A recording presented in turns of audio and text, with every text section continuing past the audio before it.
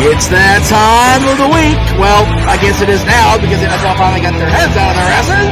It is Stafford Sports Bar.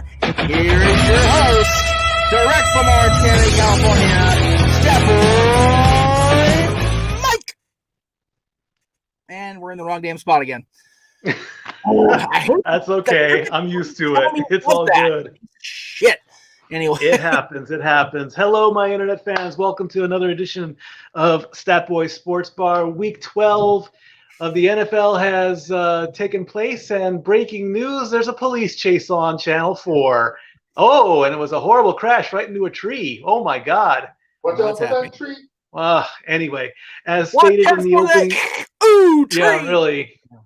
As stated in the opening graphic, and sadly, again, WWE has lost another legend. Hall of Famer Pat Patterson died this morning, passed away. Last night. Was it last night? Okay. What can you say about Pat Patterson? You know, the father of the Royal Rumble, the first recognized WWE Intercontinental Champion, which, of course, came out from the North Atlantic Championship that it was the WWF North Atlantic, which evolved into the current Intercontinental Championship, as we know. And a lot of media people are saying he was the first openly gay wrestler, which was something I had no clue about. And honestly, that's not a thing. It's not one of those, you know, it's, oh my God, he's gay. No, that doesn't matter anymore. It doesn't matter especially in 2020. So. But Mike, it did matter then. It was I know that we don't. Okay, let me see if I can do this without. I know where you're going. Too much more show I did yesterday. Which was a great show, by the way. Thank you. I appreciate that. I appreciate you being on with me. So at the time that Pat was in the business, it was very. Don't ask, don't tell about a lot of things. And Pat was gay, and the boys knew he was gay, and everybody knew he was, but it wasn't talked about. And it really wasn't until his book came out that it was actually quote unquote made official. We all knew it was a thing. JR joked about it during the Attitude Era. He's single, fellas, that type of thing. So, but funny thing is, he wasn't. He had Louis almost the entire time. So, but anyway. The North American Championship that Pat held. Actually, Pat defeated Ted DiBiase for the North American Championship in 1979. Right after DiBiase basically showed up with the title out of the Watts promotion, and then he won the tournament, wink wink, in Rio to become the South American champion, and the titles are merged. There you go. And there you get the Intercontinental Championship. Yes. So I said quite a bit this morning on Greg's show, mainly because Greg's internet sucked a big horse one this morning. So I had to do a lot of talking myself. But Pat was highly influential. He is the reason the Royal Rumble is a thing. He is the reason the Intercontinental Championship is what it is today. I mean, yes, you get Mr. Perfect and, the whole Bret Hart, Shawn Michaels era, and, everybody that's held the title, but Pat was the first, and Pat was the one that made it, worth something. And Pat and Ray, and, people don't remember a lot of Pat's tag team career with Ray Stevens because we're all too damn young, quite frankly. But Pat and Ray Stevens were one of the best tag teams of all time. And he will be sorely missed in the wrestling community, and especially in WWE. I did mention this morning on Greg's show that I know there's a rather large estate in Connecticut that's having a very bad day right now, and I wish them well. I know I don't do that very often with that family, but I definitely feel their hurt today. And did you get to meet him ever? I did a few times over the years. Never took a picture with him. I didn't want to bother him because he was always on his way to something, because that's just how Pat was. But a very, very warm human being, very nice person, and just again, if I always say this when somebody has passed, I haven't had another legend I wish I could pick for 5 minutes. Right. And just it's just so funny because I'm sitting there yesterday going through the thing, and I hang up with Mark, and I look at the clock. I'm like, I just went 4 hours. Yes, you did. And 18 years. I've never gone more than 2. maybe close to 2.5 or 3, never 4. And I can't thank my friend Mark Bagwell enough for getting my interviewing groove back. I talked to Adam Contras last week about his Meeting Michael documentary and the fastest DeLorean, of course, because that's what we all talk about with Adam all the time. And I thanked him the other day. I said, thank you for getting the Stella groove back for me for interviewing, because now I want to do more. Jesus Christ, I went from Stella got our groove back to freaking diving in the damn deep end yesterday. Holy moly. There you go. So I am happy. There you go. I'm very ecstatic. And I know I'm talking over Mikey's show, and I shouldn't be doing that. So let me just get these really quick here. I don't know who you are, Facebook user. So hi. Wednesday afternoon football. Yeah. Greg wore his game day shirt today during the Greg Sherry show. It's game day on a Wednesday. Yeah. What the hell? And I was going to check when the last time the NFL played on Wednesday, but full disclosure, I needed to sleep. So I didn't do that yet. I will do that during Mikey's dissertation about the rest of the sports world. So I will have that news for you later. Big G, of course, is here, and he's smiling big because the Steelers are still defeated. Oh, yeah. R.I.P. Pat Patterson. And we will get to the Steelers, definitely. Oh, yeah. And Anthony, of course, okay, they've had the Ravens have had a week to get their practice squad to specs, Anthony, to be fair. Okay. Yeah. Let's be fair. Yeah. If we're gonna rag on the Steelers, that's not their fault. Anyway, we'll get to the NFL later. Chris says, "What up, guys?" There you go. There you go. There you go. Crack one open. There it is. It's 5 o'clock somewhere. Yeah, it's almost 5. I didn't get a chance to grab anything out of the fridge or anything, but because that's just the way things work. Anyway, let's get down into the sports world. I'm sorry. Yeah. Go ahead, Mikey. Go ahead. Yeah. It's all good. It's all good. When you go on your rants, it's your floor. When I go on mine, it's my floor, and that's all there is to it. What's mine is mine, which yours is mine too. Anyway. Exactly. Hey, we'll discuss that later. The big fight came up, the big Mike Tyson matchup against Roy Jones Jr., which ended in a draw, which was very disappointing in my opinion. And when it comes to boxing now, I don't know everything about boxing. I'm looking for that. I'm looking for that fight where you're standing up, you're swinging, you take your punches. It was only a 6-round, 2-minute, a 6-round fight with 2 minutes in each round instead of the normal 3. And it ended up being a draw, which, like I said, you got to have a winner in these things. Dana White has said in the UFC, never leave it in the hands of the judges because you got to have a winner. And good old Snoop Dogg was in the commentary booth. And when Snoop Dogg's in the commentary booth, boy, it's gold right there. I mean, right? Yeah. I mean, he's done commentary for the Lakers. He's done commentary for the Kings. He's done commentary for UFC, and now he's done commentary for boxing. Yes, this could be a career path for Snoop because he had the quote of the fight. He's like, people can go out and play football. People can go out and play basketball. You don't go out and play boxing. Because of Nate Robinson getting knocked out pretty severely in the second round in his fight against Jake Paul.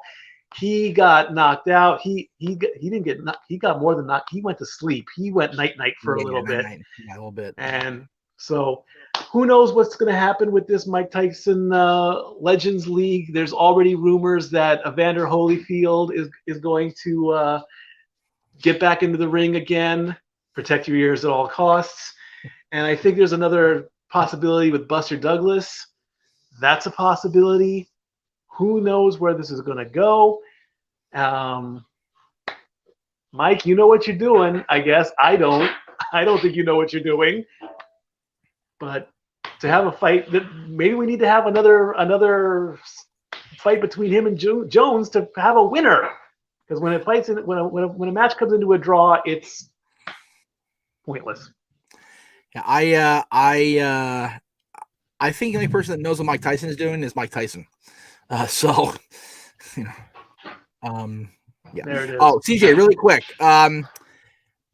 Yes, he was Pat's. Pat was Stephanie's godfather. Well, he still is. I mean, he still is. Well, yeah. I mean, yeah. So, Stephanie had such closeness with Pat and with Andre. Of course, we've heard these stories over the years. Matter of fact, if you watch the 1996 Hall of Fame induction throwback they have on the network, they make it a point to show Linda and Stephanie in the crowd during Pat's speech. So there's that. Stephanie looking like I forget Stephanie's a person, and she does age, and she's like this little bitty, like I think she's still in her 20s in 96, but yeah, it's crazy to think of her as a young 20-something executive. It's just weird. Anyway, Big Baller G sent me a screenshot saying the Cowboys and the Giants played on a Wednesday. 2012. That was the last time there was a game. I had it right here. I was ready to go. Okay, well, he sent it to me as well. And the Cowboys won. So yes, they did. And this is defeating the defending champions. So Giants, anyway. The G-men, as they're being called in the media. All right, moving on moving on to basketball. The preseason schedule has been released. Finally, we're getting our NBA stuff in order. The most games the team is going to play is 4 with a minimum of 2. The preseason starts on the 11th and ends on the 19th. And then the regular season starts 3 days later. There are a few games already scheduled for December 22nd. I can get to that in just a little bit. Hey, Harley baby. Hello. How are you? Welcome back into the sports bar. Thank you for showing up. So again, here's how the ranking system is going to go. Right now, I have them ranked based on how they finished last season. So, of course, the number 1 team will be the winners of the season, which were the Lakers. They are number 1. Then, when the preseason plays and when the preseason starts, not everyone is playing the same amount of games. Some are only playing 2 games. Some are playing the maximum of 4. So, after the preseason pops up, and when we go live, I think on December 22nd, we'll release a new ranking, a new power ranking based on 2 games on each team. So if they only play 2 games, it's going to be those 2 games.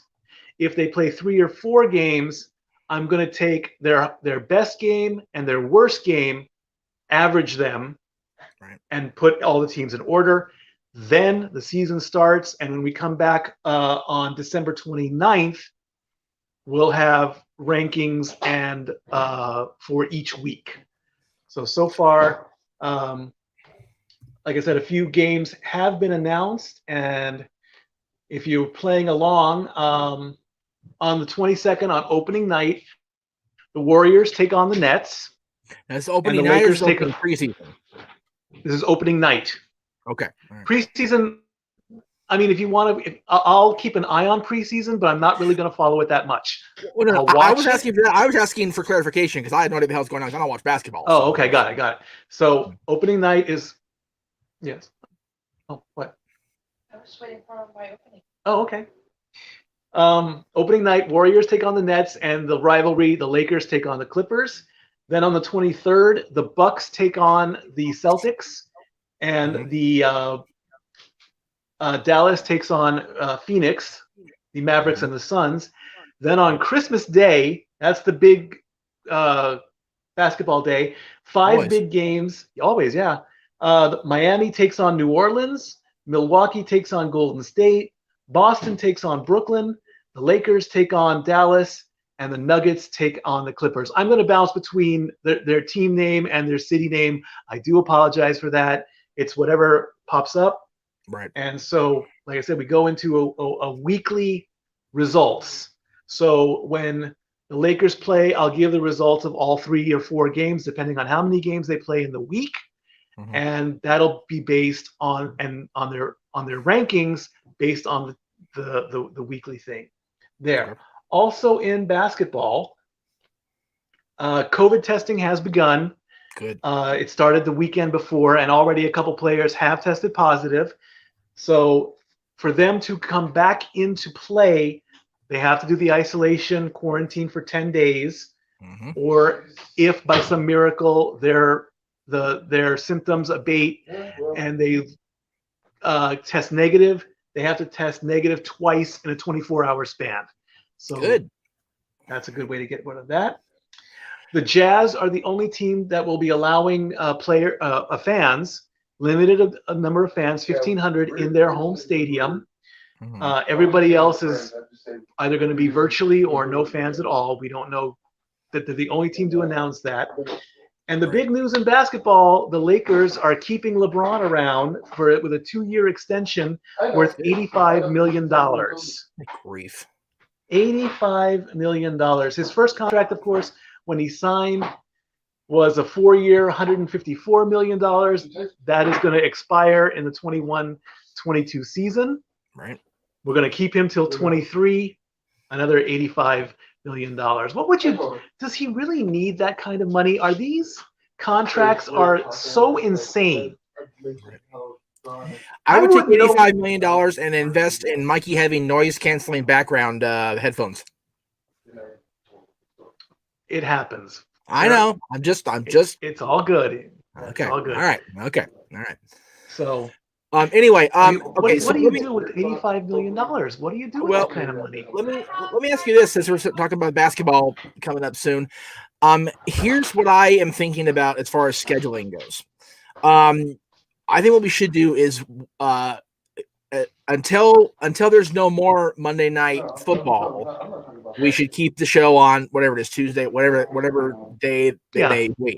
Once we are back on just basketball and hockey being a thing, I think we should do the shows either Saturday nights or Sunday nights if you're free from not being at work. I know you work most weekends, so that's difficult, but I only say that because that way we're actually at the end of a week.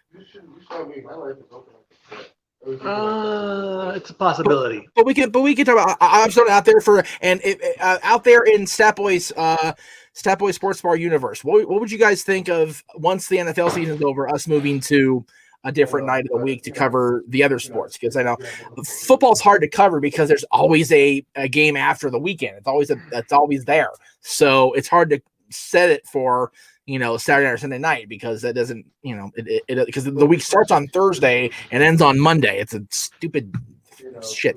Anyway, you guys let me know out there in the chat room. Anyway, so it's a possibility. We'll see what happens with that. We'll tweak the schedule, and if we need, but the weekly stats can stay the same. Of course, going Tuesday to Tuesday because the season starts on a Tuesday, the week would end on a Monday, and then we go into week 2 and then all the other stuff. As far as moving on, let's go on into the final. It finally took place. Week 12 is finally done after all these delays, after all this stuff, after everything that all the people were waiting about. I want my football. You got your football. And it's finally over and done with. Everything started on Thanksgiving Day with the Houston Texans taking on the Detroit Lions, and the Houston Texans win 41-25.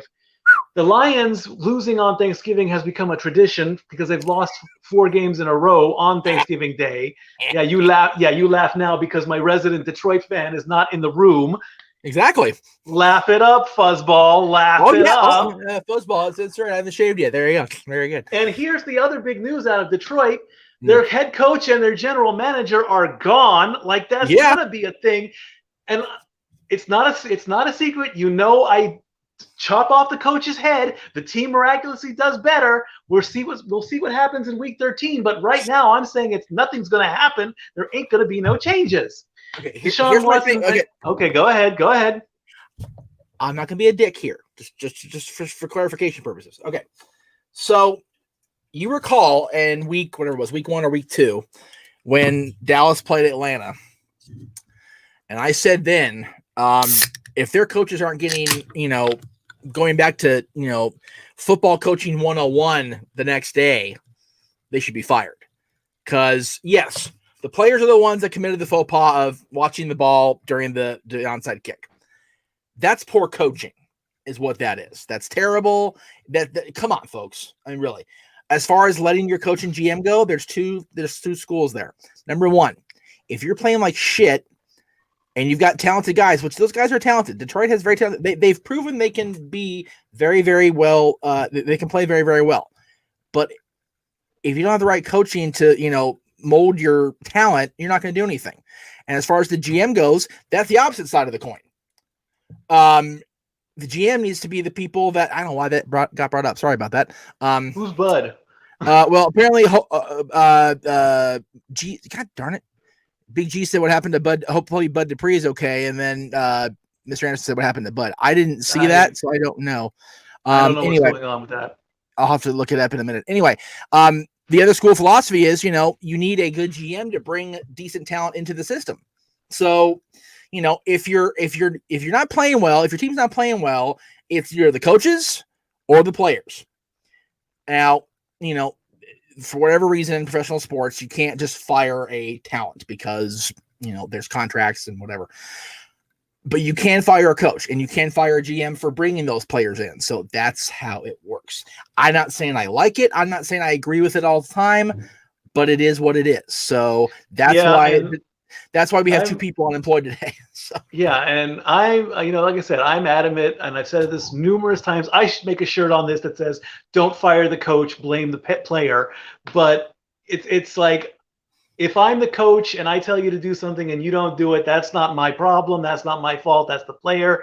But the coach is always the one to get his head chopped off faster than anything. It's like we're revolting and we're going into the French government, and they get their head chopped off at the neck, and it's like, well, and then, but by comparison, Mikey, the 2011-2012 Los Angeles Kings. Getting rid of Coach Sutter? Hang on. Big mistake. No, stop. Let me finish my damn statement, please. Up through December 2011, Terry Murray's at the helm, and they're playing like donkey piss. They fire Murray. They bring in Coach Sutter. We're raising the cup 6 months later. I'm just saying. And you got rid of him, and you haven't been back to the playoffs since. Well, okay, we quote unquote got rid of Daryl Sutter. Daryl Sutter was brought off his damn farm in Calgary, where he was perfectly content to be retired and not come back to this crazy ass sport anymore, and brought us to 2 Stanley Cups. It's not just Sutter. You notice a lot of the players are starting to be cast aside, other than the core 4, which I myself, the most devout Kings fan in the entire no DQ, JMN, GCB universe, has said Brown needs to be held accountable, as does Kopi, as does Doughty, as does Quick. I've said that every year since we started taking a big fat slide down the shit bowl. Okay? Okay. But the way you start is making an example. And yes, Daryl was let go, but he honestly, he wanted to go anyway. Now, bringing in John Stevens, to go back and forth, that was a good idea. Okay?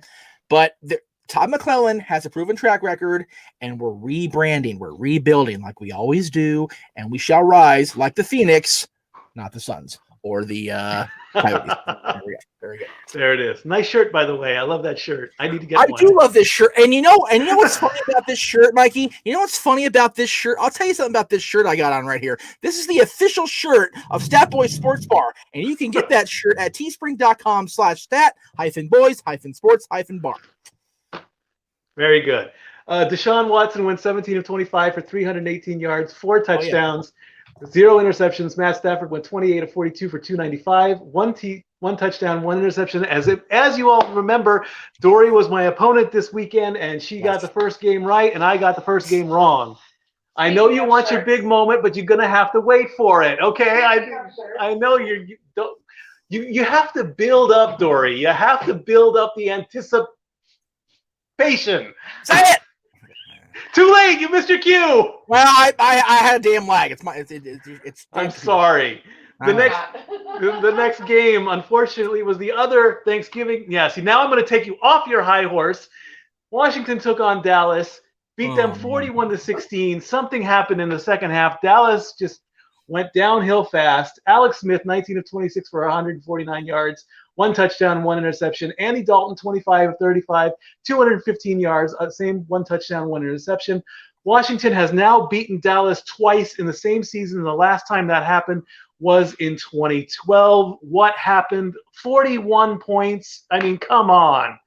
What happened is the Dallas Cowboys. Oh, that's right. We're the Dallas Cowboys in 2020. That's why. Anyway.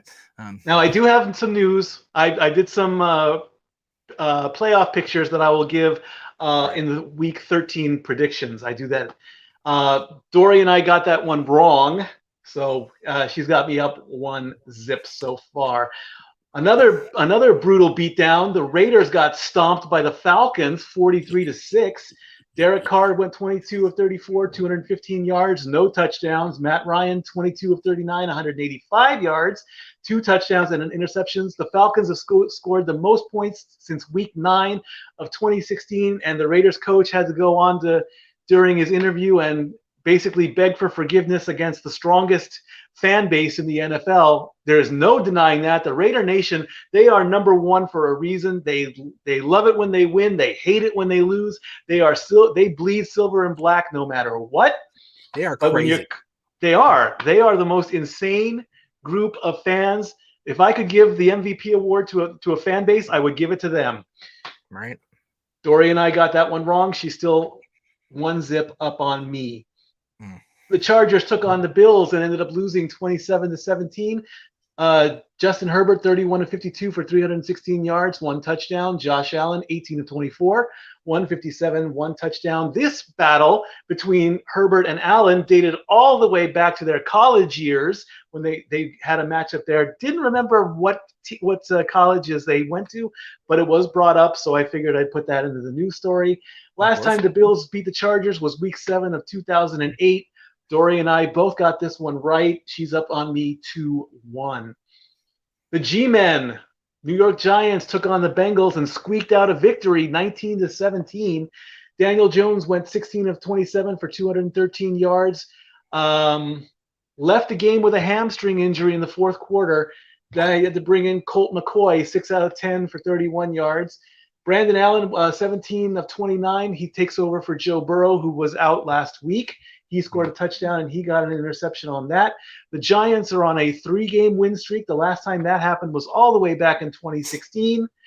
And currently in the NFC East, the Giants are leading. It's a shock, I know. Dory got that one wrong. I got that nothing. one right. Go ahead. You got nothing on the Giants? Yeah, I got nothing. Not a damn. Not a damn thing. Not a damn. Dory got that one wrong. I got it right. We are tied at 2. The Titans took a beat down to the Colts, 45-26. I think they scored the most points in the week. I think they would be counted as the Week 12 winners. Ryan Tannehill went 13 of 22 for 221 yards. Phillip Rivers, 24 of 42 for 295 yards. And this was the game. I don't know why CBS did this. There was no morning coverage on Fox. CBS was showing their game, and then they went to bonus coverage. And honestly, I think they should have gone to the Minnesota game because the Minnesota game was a lot more closer, and I know that's bad English, than this game, because by the time CBS got their coverage up, Tennessee was up by 20 points at the 2-minute warning. So why would that be considered bonus footage? I'm calling you out on that one, CBS. Right. As far as the game, I got that one right. Dory got that one wrong, and I'm up 3-2. The Browns and the Jaguars had a pretty good matchup. Browns ended up winning 27-25. Baker Mayfield went 19 of 29 for 258 yards, 2 touchdowns. And we have a new quarterback in Jacksonville, Mike Glennon, because Jake Luton can't get his stuff together. And Gardner Minshew has a thumb injury, so he had to come in. 20 of 35, a good run, 235 yards, 2 touchdowns. And Dory gets this one right, tying us at 3. And we have some news about the Jaguars. If you remember what I said last week, it's official this week. Wait till we get to the rankings. Oh, I didn't give you the rankings, did I? No, I did. Oh, that was a quick. Yeah. I've got the graphics up from last week, so it's I can still. Okay, so you'll just have to bounce around and all that. Right. Okay. Yeah. Once again, I'll pull the weight, Mikey. I'll do the hard stuff because I'm the producer. I'll pull the goddamn train along the tracks. Don't mind me. Okay. The game in talk, the Vikings took on the Panthers and won 28-27. Jesus. Go Vikings, and I told you so. Skull. Can I wear your jersey? Dory has an Adam Thielen jersey. It's one of the coolest jerseys I've ever seen. Teddy Bridgewater, 19 of 36 for 267 yards, 1 touchdown, 1 interception. Kirk Cousins, 34 of 45, 307 yards, 3 touchdowns. If we were doing footage, I would play this out, but play it in your head. Carolina punted the ball down to Minnesota. The catch got muffed. Carolina recovers, scores a field goal, making it at that point, I believe it was 27-21, meaning all they needed to do was score the touchdown, which they did. Kirk Cousins comes back with the 2-minute offense, gets them down the field quick. Bridgewater comes back in, goes downfield, and the field goal gets punted left with the laces in, not laces out. And Minnesota holds on to win that one. Dory got that one right. I got that one wrong because Minnesota didn't cover the point spread. But in that case, I didn't care because it was a good game. Dory is up on me 4-3. Arizona took on New England, and New England wins 20-17. Cam Newton with a very low performance. In fact, this is the lowest performance since lowest performance this season. 9 of 18, 84 yards, no touchdowns, 2 interceptions. He becomes the first quarterback to win a game with less than 10 completions, less than 100 passing yards, and 2 interceptions. Right. That last time that happened was week 15 of 2016, but he ends up pulling out the victory. Kyler Murray went 23 of 34 for 170 yards. And news out of New England, they were fined $350,000, a 3 and a 5 with 4 zeros after it, going all the way back to week 4 when Cam Newton was tested positive for COVID and the game had to be rescheduled. The league says, well, that's the Patriots' fault. We're going to fine them all this money. Dory got that one wrong. I got that one right, and we are tied at 4. Okay. Brief commentary, if I may. Go for it. So, Patriots get fined all that money for Cam and whatever positive testing, and they have to reschedule the game. Mm-hmm. I better hear Baltimore getting fined a lot of money. That's all I got to say. Hey, $350,000 is a lot. I understand that, but that was for one player rescheduling the game for one time. This damn game got pushed back a week. It's bullshit. And I also want to know, why did it take 8 weeks for this fine to come down? Yeah, that's ridiculous. 2 months for $350,000. The next game to come up was the Jets and the Dolphins, and I failed to get the score on that. Oh, I'm slipping on my let me see if I can quickly bring up the scoring. Hold on, I can't believe I missed. Oh, well, why do I have to look it up when I have it? Yeah, really. Let's see. Where would that be? Week 12 and Miami. They beat the Jets 20-3. Of course, it was the Jets. I mean, come on. Does it really matter? I mean, the Jets got eliminated 2 weeks ago. They're not playing. 24 out of 39 for Ryan Fitzpatrick, 257 yards, 2 touchdowns. Sam Darnold, 16 of 27, 197, no touchdowns, picked off twice. Apparently, the Dolphins held a divisional opponent to only 3 points in 2 games because the last game was a shutout. The last time that happened in 2009. Dory and I got that both right. 5-5 is the score, and like I said, it's the Jets. If they win, it's a miracle now. Exactly. If they win, it's a miracle. The Saints took on the Broncos, another team that had a lot of issues. If you heard in the news, 31-3 was the final score. All of the quarterbacks, Drew Lock, Jeff Driscoll, Brett Rypien, all out with COVID. Not anybody could play. None of them could play. They had to bring in Kendall Hinton, who was originally a wide receiver that played in college. He played quarterback in college. Mm-hmm. They put him in at a moment's notice, and it's the worst stats of the entire season. 1 of 9 for 13 yards. Picked off twice. Taysom Hill, of course, the quarterback for the Saints, went 9 of 16, 78 yards. I don't know what the Broncos were thinking. I've heard now that they're signing some other quarterback, or they're bringing back Drew Lock for Week 13. News out of New Orleans: the Saints were fined $500,000. Their 7th-round draft pick is gone because the players, after they beat Tampa Bay in Week 9, They go into their locker room, they turn on the lights, they turn on the music, they start celebrating, and they weren't wearing masks. Great job, New Orleans. $500,000 gone.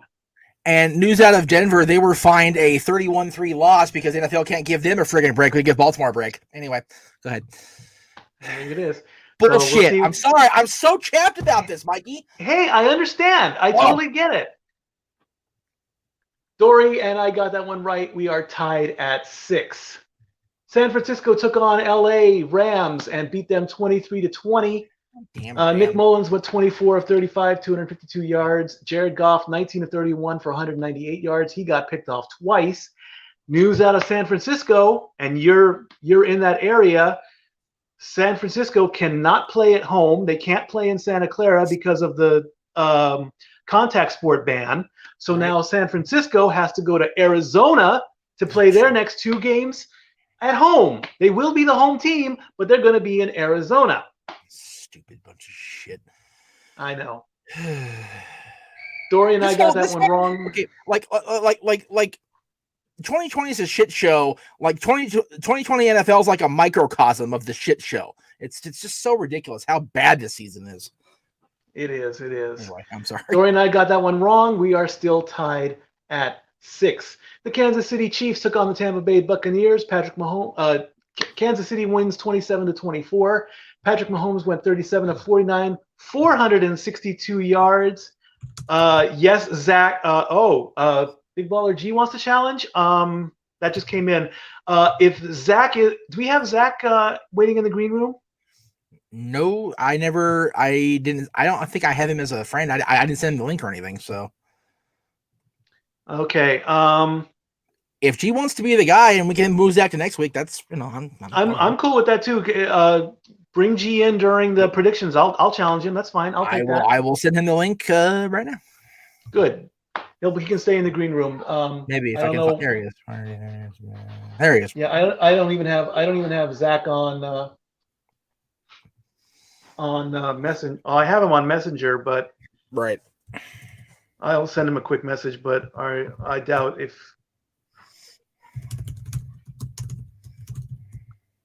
All right.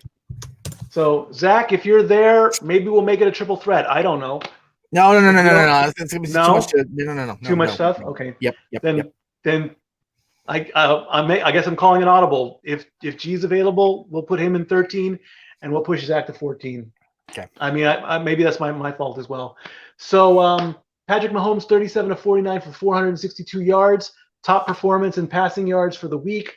3 touchdowns, 0 interceptions. Tom Brady, 27 of 41, 345 yards, 3 touchdowns, 2 interceptions. A little bit of news about Tom Brady. Apparently, in week 11, let me make sure I have that right. It was either week 11 or week 12. I'm not certain which, or wait, we just finished week 12. It was either week 11 or week 10 or maybe even week 9. The media brought up that usually, Jeff, you know this, at the end of the game, you go up, you shake hands, right? Oh, right. Apparently, Tom Brady didn't do that. And my guess, it was probably against the Saints when the Saints just stomped all over them. And I saw a media report that said, Tom Brady's a sore loser. And I'm kind of agreeing with that. I mean, if you get beat and you're this superstar quarterback and, you're this high-profile guy, you have to be humbled once in a while. You have to get knocked off your pedestal. You go up to that other team and say, you know what, you got me and I'll get you next time. Right. To just snub the other quarterback. I mean, I know in hockey they do it at the end of the playoffs. I don't think they do it at every game, do they? Oh, no. No. That would take too long? Not that it takes too long. It's just the players are too okay. I wouldn't mind it as a sportsman, but as a fan, it's like, dude, I'm not going to shake the Ducks' hands 10 times this year. Screw that bullshit. Yeah, like once a year at the end of Game 7 when we've won a long, grueling series, yeah, you shake hands. It's like, dude, you put me to my limit. I'm going on to another round toward the cup. You're going home, and that sucks for you. So, dude, props. That type of thing. Yeah, there you go. So, So, apparently he did shake hands at the end of this game, but there was a little news blurb on that. Apparently, every time that Patrick Mahomes faces Tom Brady in a football game, the winner of that game goes on to the Super Bowl. So it's set in stone now. Patrick Mahomes won this game. He beat Tom Brady. The Chiefs are going to go to the Super Bowl, and they're going to win everything. It's set in stone. Oh, my God. The Chiefs are going to beat the Steelers somehow, and they're going to – no, we can't have that. No. We need the Steelers in the Super Bowl this year because they're undefeated. No. And Patrick Mahomes news, the guy is re-signed with Kansas City. They're locking him in for 10 years with a $503 million contract. $500 million. This is the largest contract ever. Are you sure you had the number right, Mike? $503 million, 10 years. That sounds awfully high. It's legit. It is confirmed. Google Patrick Mahomes. It will come up. $503 million over 10 years. He is set for life. God damn. Well, there it is. Wow. He ain't going anywhere for 10. I'm doing the whole. Apparently, it was back in July, so I should have known about this already. Well, the news just popped up during, I think, Monday Night Football. Well, no, because it says July 6th it was signed, so it was already a thing. Well, then why they're bringing it up now, I have no idea. Probably because it's a slow news day. God, 503. That's 50. That's just over $50 million a year for 10 years. That's bananas. That's like 2 Powerball jackpots when they really get big. Yeah, that's crazy. $503 million. It's legit. Wow. Dory ended up getting that one. Did I have that as a right one for her? Let's see. Yeah, she got that one right. I ended up with a tie on that one with the point spread, so she's up on me 7-6, and I think that was the game that sealed it. Thanks to me getting that tie, and with the way we picked, she ended up beating me for the week. So I have my first official challenge loss. The shirt has been ordered. It will be here in 2 weeks. And I take my loss humbly. There it is. She beat me fair and square. Thanks a lot I blame Tampa Bay for this. It's all their fault. Tampa Bay owes me $20. So if Tom Brady owed you for every you return Tom Brady at this point. Anyway. It happens. It does. Chicago So for what it's worth, Brady is second in the league in interceptions right now. So that I mean, yeah. The bottom line is, guys, we're he moved. He's not Tom Brady no more. He's not. So, and to think Gronk left WWE to go to the Bucs. So there you go. I don't have. I have Tom Brady as third. I have him with 11. I have him with 11 interceptions. I have Drew Lock with 12, and I have Carson Wentz with 15. So there you go. Okay, well, I went off Mike Gonzalez. Yeah, remember, I went off Mike Gonzalez's thing, and it's like I say, if he's second or third, he's not living up to his title. I'm sorry. Well, yeah, exactly. You lost points when you didn't shake hands that 1 week, and if you're second or third in interceptions, you are not the greatest. I'm sorry. I'm going to take that title away from you. I'm going to put it on a pedestal, and if you want it back, 1, you need to behave better, and 2, you need to produce in the stats department. Statboy approved. Thank you. There you go. There it is right there. So, yeah. Chicago took on Green Bay and lost 41-25. Aaron Rodgers went 21 of 29 for 211 yards, 4 touchdowns in 1 game. I think that was the best during the week. Mitchell Trubisky is back.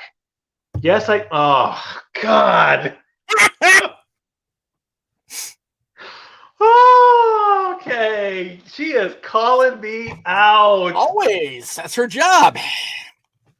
Oh, my gosh. Mitchell Trubisky, 26 of 46 for 242 yards, 3 touchdowns, 2 interceptions. Aaron Rodgers has become the 11th quarterback in NFL history to go over 50,000 passing yards in a career. Dory got that one right. She's now 2 games up on me, 8-6. And with 2 games left, and like I say, she got me beat hands down. The Monday night game, Seattle versus Philadelphia. Seattle wins that 23-17. There's the winner. Now she's posing. She's back in the room. There she is. You may have the floor. You may give out your clip. Do I really need to? Other than girls rule, guys drool? Damn. I got you beat, Mikey. I got your number. And yeah, you do have my number. It's locked in your phone. And thank you for my shirt. I can't wait to. Yes, when you get your shirt, you are now required to model it and put it up on the Jeff Meacham Network as an advertising scam with 20% of my revenue. Why is it a scam? Why is it a scam? Okay, I will gladly model that for you, and just make sure there's a caption somewhere that says Dory is better than Mike. Oh.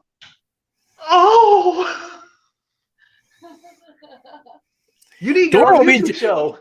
Dory will be just like these fine-looking people in this thing right now. So there you go. I'm taking it. I don't want to take it anymore.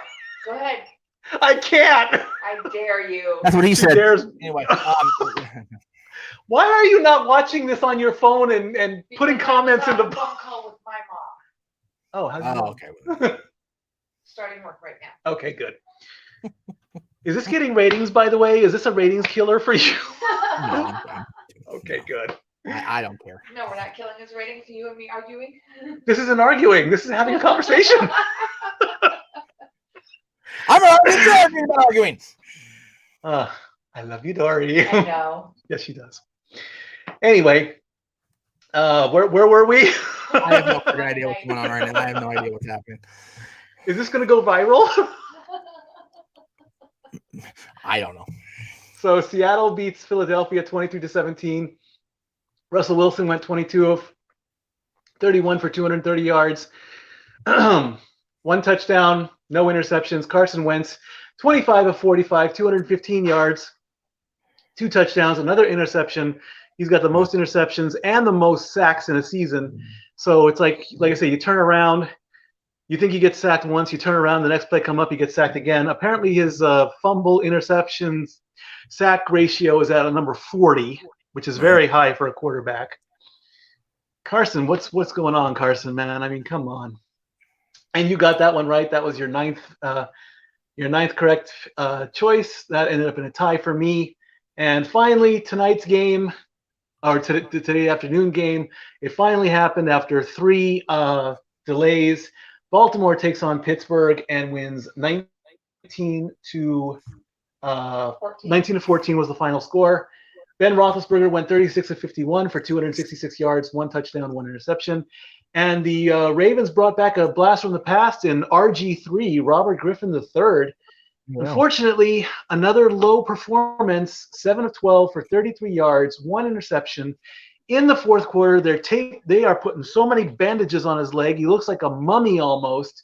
Trace McSorley had to come in and finish out the game. And Steeler Nation, you guys are happy, 11-0 going into Week 13. All righty. Just crazy that we've got a It team that's so 11-0 and a team that's 0-11. So let's take a look at I'm going to go into the standings real quick. Okay. And then we will do the power rankings. Mm-hmm. So let's put Pittsburgh at 11-0. Stand by, Big G. We're getting there, brother. We're getting there. And we'll put the Ravens at 4 and where are the Ravens? 6 and 5. I already have that there. So if the playoffs were to start today, obviously again, Steelers would go into the next round. Kansas City at 10-1 are the number 2 team. Tennessee is the number 3 team, and Buffalo is the number 4 team. They're both at 8-3. Tennessee has the tiebreaker over the Bills, Mhm. and the 3 wild card spots are the Browns, the Dolphins, and the Colts. The Browns are also at 8-3, but they are not the division leader. That's why they are the wild card. And Miami is just behind Buffalo in the AFC East, and the Colts are behind the Titans in the AFC South. The matchups would be KC versus Indianapolis, Tennessee versus Miami, and Buffalo would take on Cleveland. Again, this is if the playoffs were to start today and we have lost another team in the AFC. We will make it official in the standings. You already probably know who it is, but Oh, by the way, before we go, Big G, make sure you change your pinned tweet because 10-0 is now out of date. yeah. So two Anyway. teams are done in the AFC, and that's not like I say, it's not going to make a super. I find it so funny that the NFC East is such a shit show, but none of them are out yet mathematically. That's funnier than hell to me. No, and that's just the way that the playoffs are set up in the NFC West or in the NFC. The Saints are the number 1 team, 9-2, followed by the Packers and the Seahawks, tied at 8-3 in the NFC North and the NFC West, and of course the Giants, because they are the division leader, at 4-7. And even though Washington is 4-7, again with the tiebreaker, the Giants have the number 1 spot. The 3 wild card spots in the NFC are the Rams, the Buccaneers, and the Cardinals. Rams at 7-4, Buccaneers at 7-5, and the Cardinals at 6-5. Now, since you brought up the NFC East, then let me find my other notebook. Where is my other notebook? Because I think this is it? That's not it. Is that it? No, that's not it either. I wrote down the scenario.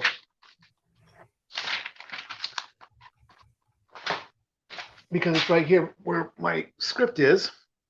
So here's the scenario for the Cowboys. Why am I getting a message? Shouldn't be. Is this Zach or is this Big Baller G? It's not G, I don't think.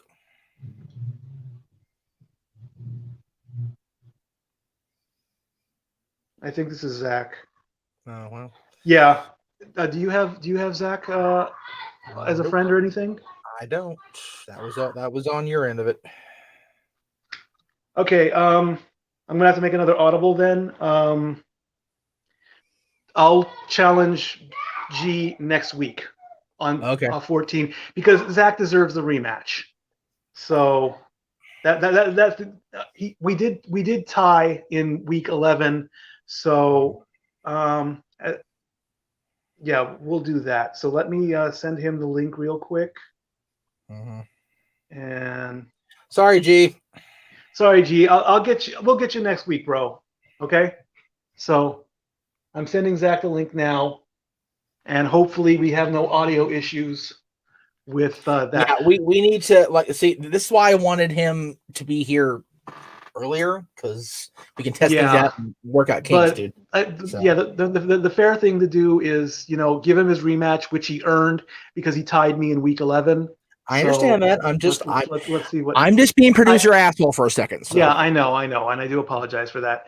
So while he gets in and all that, let me announce that this would be the scenario for Dallas in weeks 13 and 14.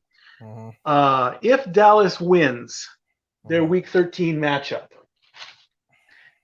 and let me bring that up real quick. I am a little bit, like I said, this week has brought us all crazy. So Dallas plays Baltimore in week 13, the team that just lost here. Right. If Dallas beats Baltimore, that puts them at 4-8. The Giants play the Seahawks in week 13, and Washington plays Pittsburgh, which is a slaughter. Oh, yeah. So in an early prediction, and this is the scenario you want, Jeff. Obviously, you want Dallas to beat Baltimore. That'll put them at 4-8. You want Washington to lose to Pittsburgh. That'll put them, of course, the Steelers at 12-0. That'll put Washington at 4-8. Right. And the Giants, if they lose to Seattle, that'll put them at 4-8. With the way the tiebreakers are, if that happens, and Philadelphia loses, right, because that will put them at 3-8. And Philadelphia plays Green Bay, so Green Bay is probably going to win that one. Washington will still be in the lead if that scenario takes place. They'll all be tied at 4-8, but then Washington moves up.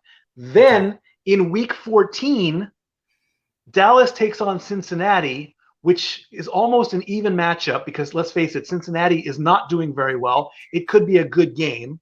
Right. The Giants take on the Cardinals. That could be a game for the Giants to lose. True. The Washington takes on 49ers. That's going to be a tough game for them to win. Yes. And the Eagles take on the Saints. Right. So as long as Dallas can beat Baltimore and Cincinnati in the next 2 weeks, right, and all the other teams lose out, Dallas will then be in the top spot at 5-8. They'll be they'll lead in the division. Then they just have to get through the next 3 games, and they're in the playoffs. There you go. There's the playoff picture scenario. So we got that going. All right.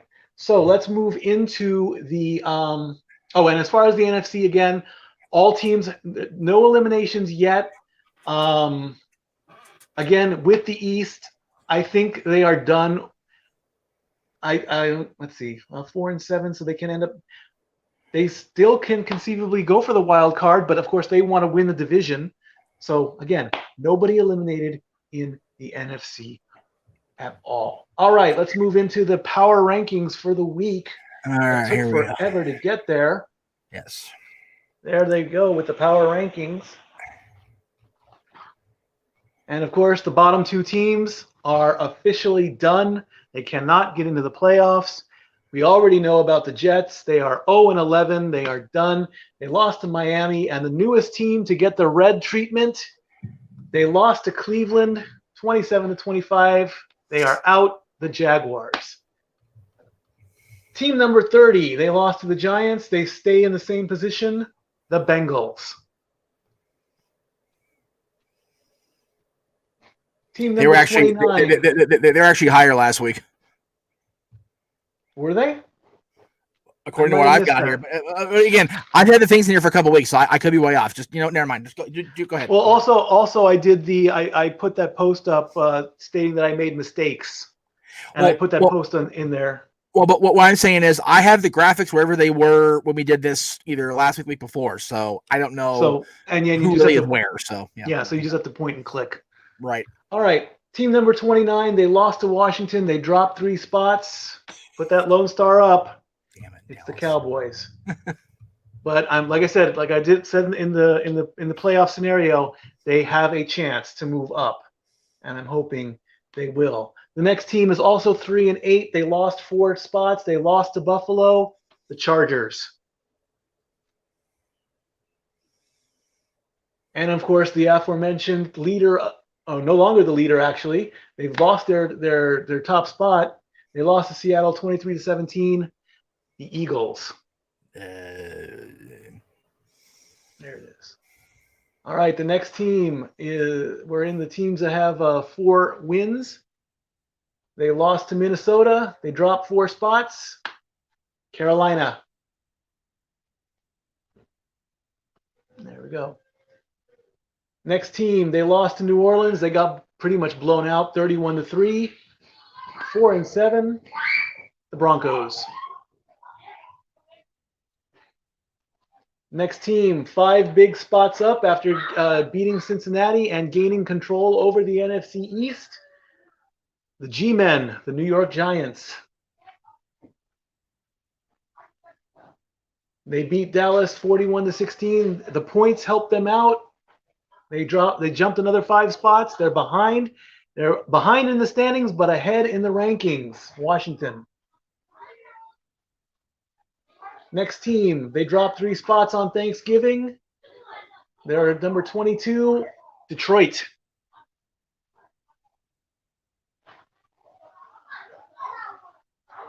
Next team, they won on Thanksgiving, scoring 41 points. They jump up 6 spots. They're on the cusp of the top 20. It's Houston.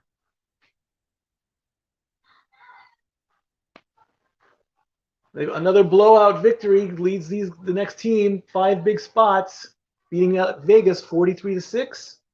Atlanta.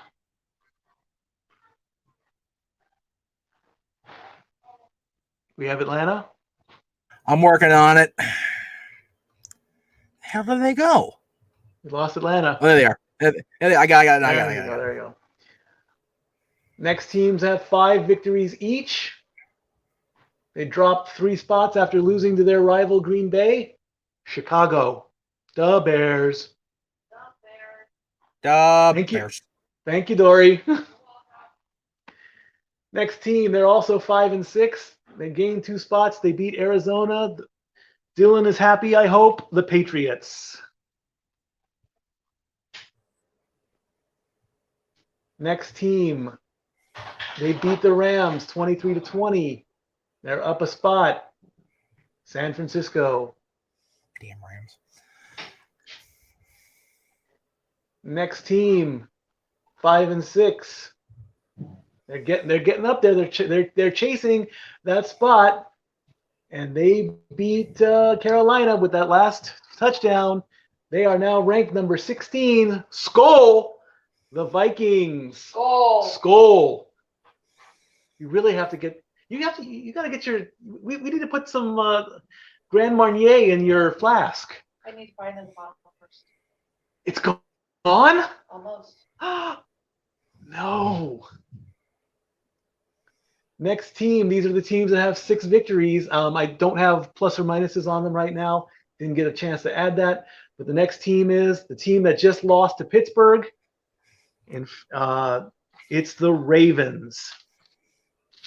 And if I can quickly look it up, they were 15th last, so no change for Baltimore. Next team, they lost to New England 20-17. They are the 14th ranked team. That's a drop of 8, 9, 10, 11. 2 spots. Arizona. Crap. There it is. I need to do this. We definitely need to do this in advance next time. Yeah, I mean, well, you were taking a nap. It's okay. It's not a big No. It's not about my nap. It's about that, we pretty much knew where people were going to fill, except for Pittsburgh and Right. Baltimore. So we need to just be better. I need to be better as a producer. That's okay. Next team, number 13, beat the Jets, but let's face it, who hasn't beaten the Jets? And gave them a spot, Miami. Miami. Okay, I can't remember who it was. Next team, a blowout causes them to drop. 16, 15, 14, 13. Did they actually gain a spot? Really? I had them 13th last week and they're 12th now in a loss? That happens. Las Vegas. There you go, baby. Las Vegas. All right, next teams have 7 victories each. This team is 7-5. They're on their bye week for week 13. They lost to Kansas City 27-24. Team number 11, Tampa Bay, no change. No change for Tampa Bay. We are in the top 10. Lost to San Francisco 23-20. They lost a spot from 9-10. The Rams. Oh, crud. Nope, not the Bucks, the Rams. There you go. No. I went to click the Rams and it said delete. I went no, so I freaking don't delete for a second there. Don't delete. Team number 9, they beat the Jacksonville. They knocked them out of the playoff race. Cleveland.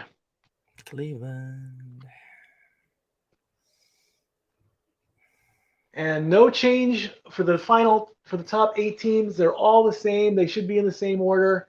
Team number 8 is Buffalo. Mm-hmm.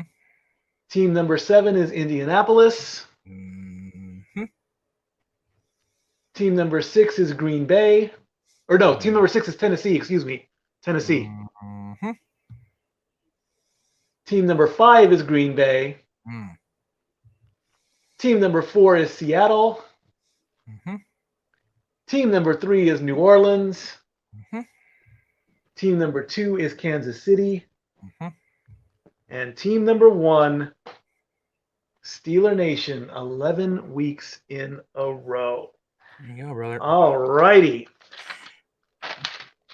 And Michael Gonzalez, we'll get to your non-NFL comment momentarily. We're gonna try to get through this NFL segment. We'll stand by, sir.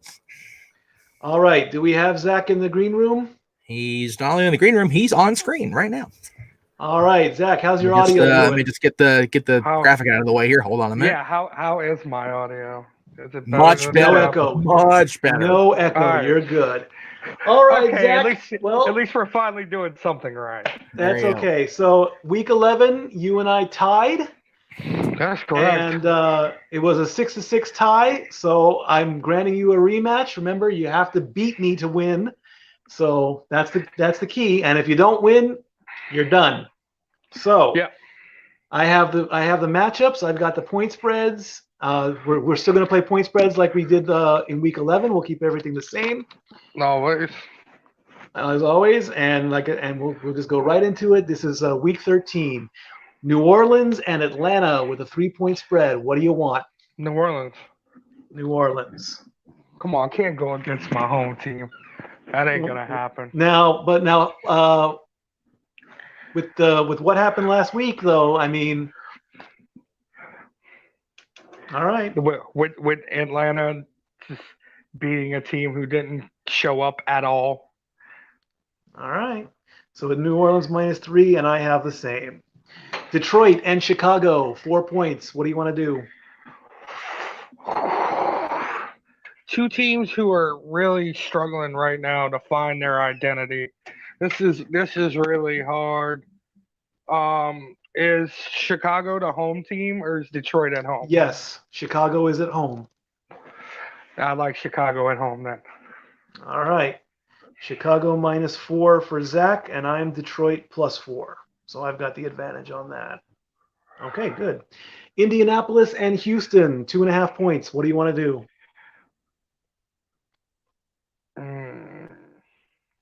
I think Indianapolis should bounce back, so I'll take Indianapolis. All right. We share that concept. Cincinnati and Miami, 11.5 points. Ooh. Well, it could be 25, and Cincinnati still's not going to beat Miami. They won't cover, so I like Miami in that game. Okay, Miami, and I'm at the same with Miami. So far, we're only agreeing on, or only disagreeing on one matchup, so that might be the thing. All right, Jacksonville is out. They're playing Minnesota. So, you want that game, or do you want to throw it out? I mean, it's up to you. It doesn't matter. I'm only picking Minnesota just because I really don't care about Jacksonville's point spread. So I'm calling it as a pick. So of course, it's Minnesota. yeah, Jacksonville would not be able to stop Dalvin Cook. I mean, I wouldn't be surprised if Dalvin Cook puts 200 yards again on Jacksonville. And the same thing with Raiders and Jets. What do you want to do with that? That's basically a pick as well. I mean, the Jet. It's almost like it's a wash. Like it really shouldn't matter. The only reason I'm doing it is just because I've got the overall thing going on. So I mean, if you want to throw it out and not count it, I'm fine with that too. Like I said last week, I'm a diehard Saints fan, and the Jets are my second team, and it's a real embarrassment to be a Jets fan right now. But of course, the Raiders are going to take that. Okay. All right, Cleveland and Tennessee with 4 points. What do you want to do? Ooh. And they are both, I believe they're both 8-3. This game is going to come down can Cleveland's defense put a hold on Derrick Henry and force Ryan Tannehill to throw the ball? And also, which Baker Mayfield is going to show up in this game? But I like the hot streak that Derrick Henry is on, so I got to go with Tennessee. All right, we disagree on that one. All right, so I'm Cleveland -4, and you're Tennessee +4. Okay. Rams and Cardinals.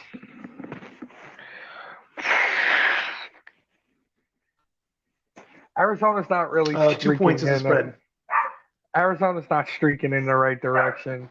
They could bounce back, but I gotta go with the Rams. Okay. And we agree on that one. Giants and Saints, 9 points. Giants, that can't be right. Atlanta, the Saints are playing Atlanta. What?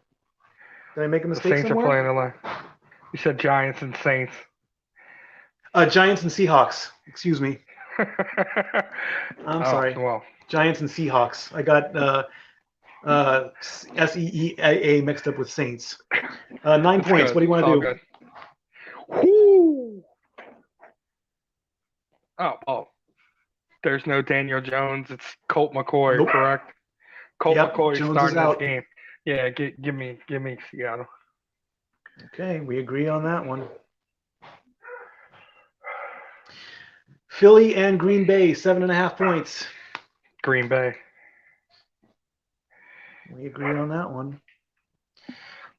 Patriots and Chargers, 1 point. That's essentially a pick.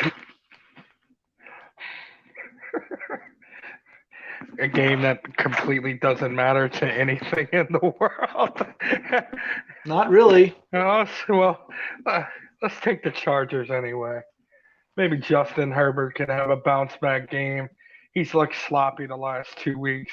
Hopefully he can put it back together. I've got the Patriots on that one. I'm not happy with what the Chargers have done this season. Broncos and KC, 14 points on the line. What are you doing? It's only 14. 14. That's it. That's it. Kansas City. Kansas City. All right. You gonna take All right. Denver with the points? Do you want Denver with the points? No, I'm taking Okay. Kansas City. All right, you're giving up the points. That's the problem. Yeah. Bills and 49ers, 3 points.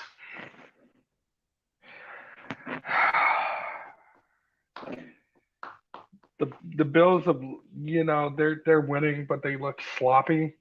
Mm-hmm. And San Francisco is finally starting to put their defense back together. And essentially, this game is a home game for San Francisco, but they're playing in Arizona. Right. I got to ride with Josh Allen. Buffalo? Yeah. All right. We agree on that one. Washington and Pittsburgh, 10.5 points. For the No decision, right? For the 1,000-day champ, let's roll with the Steelers. Yep. Shout out to Greg and his 1,000 days. And the last game, Dallas and Baltimore, no points due to being rescheduled. So it's a straight up pick. I love Jeff so much.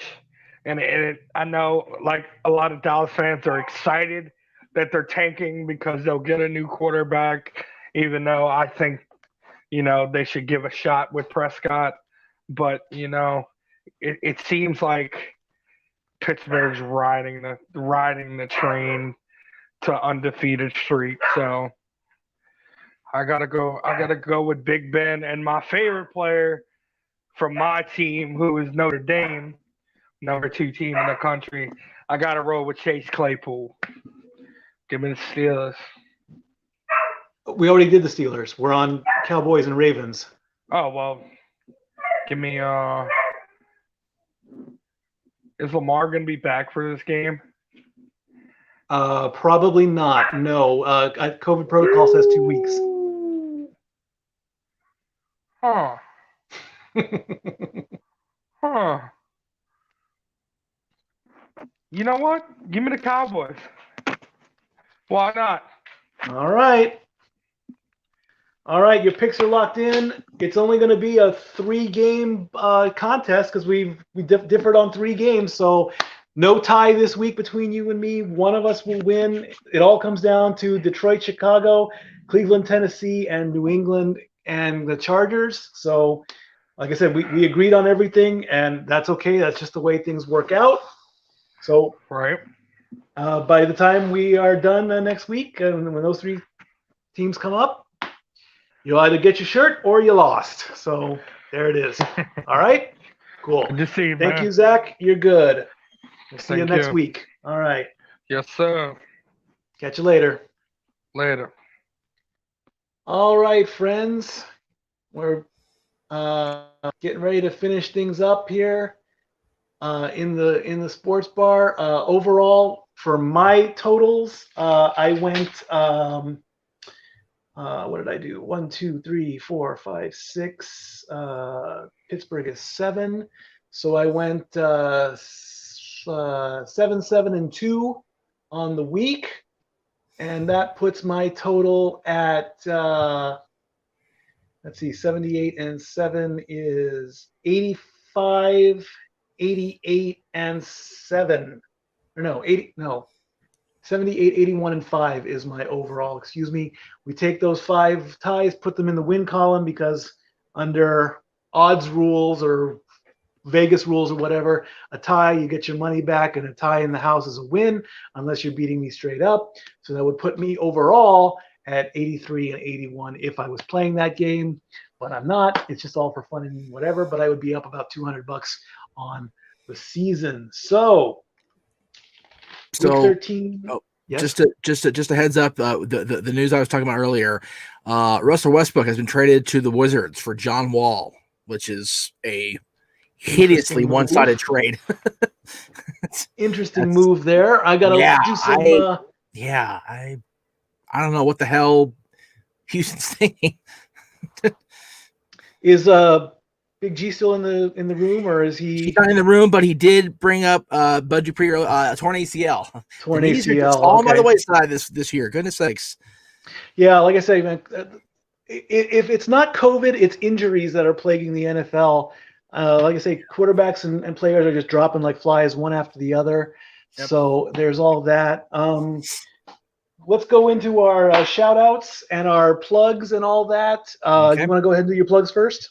We'll go ahead and do the plugs, and then you do shot, and then I have a parting shot I want to end with today. Okay, fair enough. I found is just beautiful as heck. Okay, so as you all know, we have merchandise that we're trying to sell. For the love of God, people, it's over at. Let me get the damn logo out of the way. Go away, logo. Boop. There we go. Teespring.com/store/Jeff Meacham Network. No hyphens. Thank God for that. You can see we have tank tops and t-shirts and all of our shirt designs. And of course, the infamous Meachamania design. There's also the Renegade Wrestling. No, just Renegade. Sorry, Jay. T-shirt for JJ. And if I can find the other graphic for the love of Pete, where did it go? There it is. The official shirts of the Constantine Studio Brotherhood. Dad the Wrestling, of course. JJ and myself. The Renegade shirt. Statboy Sports Bar shirt, which I'm wearing right now, and the Statboy Approved shirt, which I need to get a hold of one of those for sure. There's that, all that and more at teespring.com/store/Jeff Meacham Network. You can follow our buddy Lisa, who calls into the show from time to time here on Statboy Sports Bar, as well as my other shows over at Twitter at Angel Lisa Marie 2.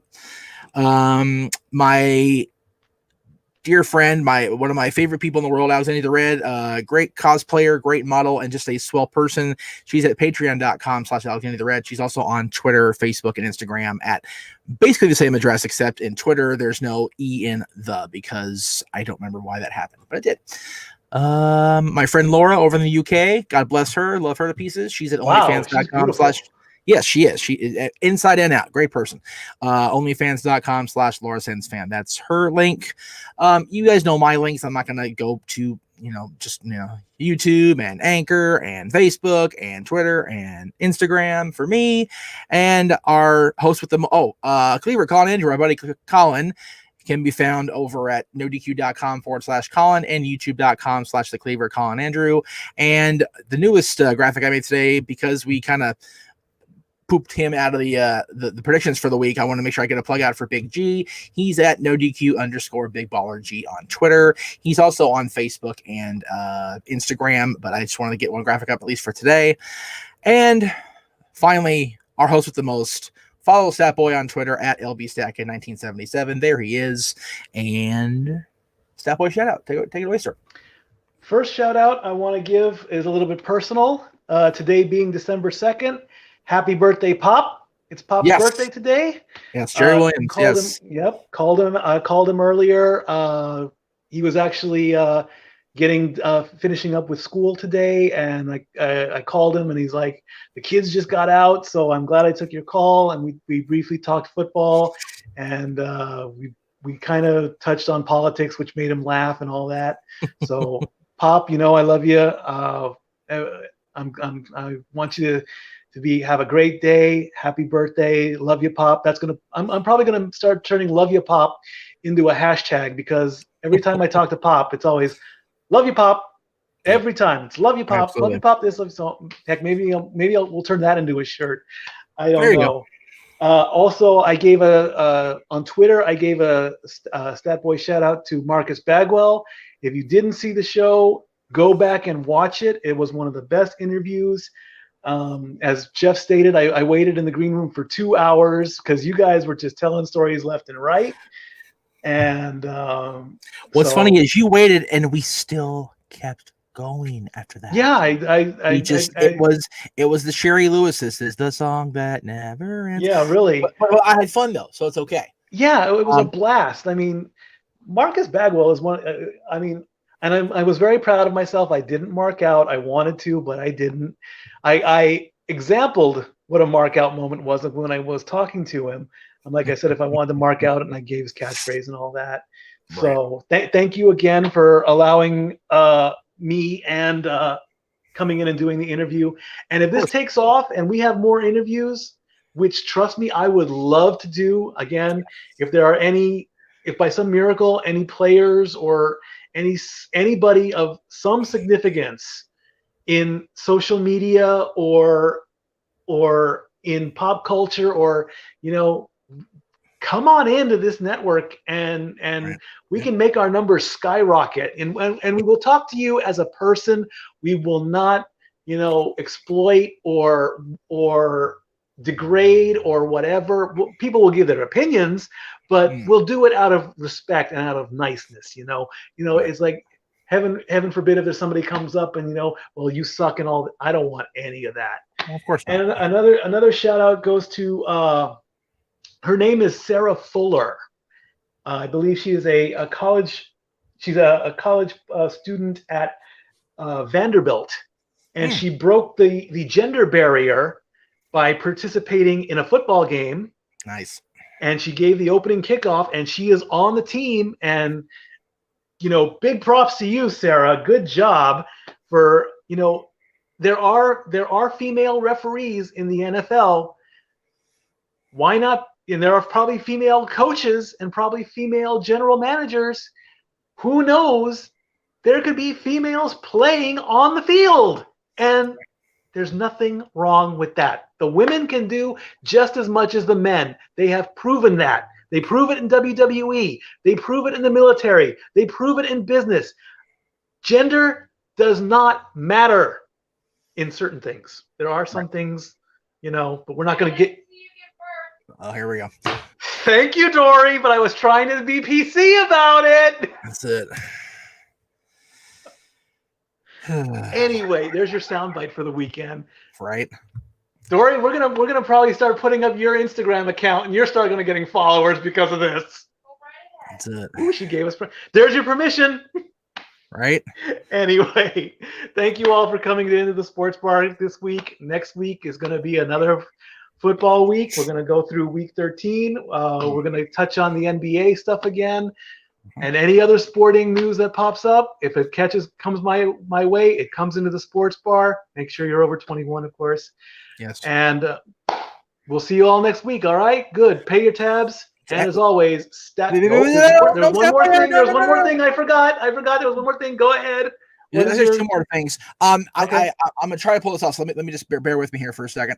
Okay, so there was a tweet that went out back on Sunday about somebody said, which random out of context lines from wrestling do you think about / utter regularly was the question from the person on Twitter. And God bless our buddy Good Mike Work over at the Good Mike Work podcast. Without missing a beat, I won't show the video, so hopefully we can get away with this.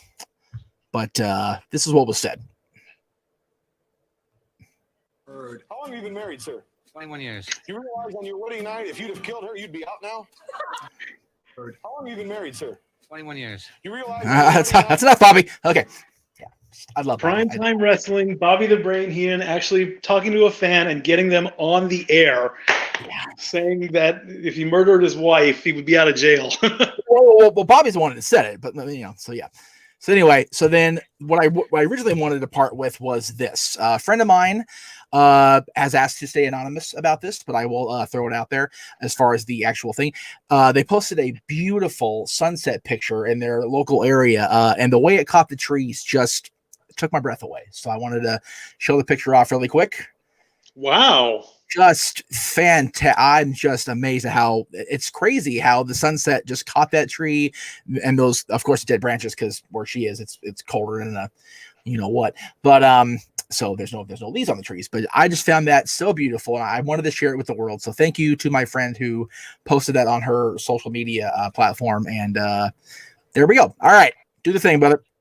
All right. Thank you all for watching. We'll see you next week. Stat Boy out.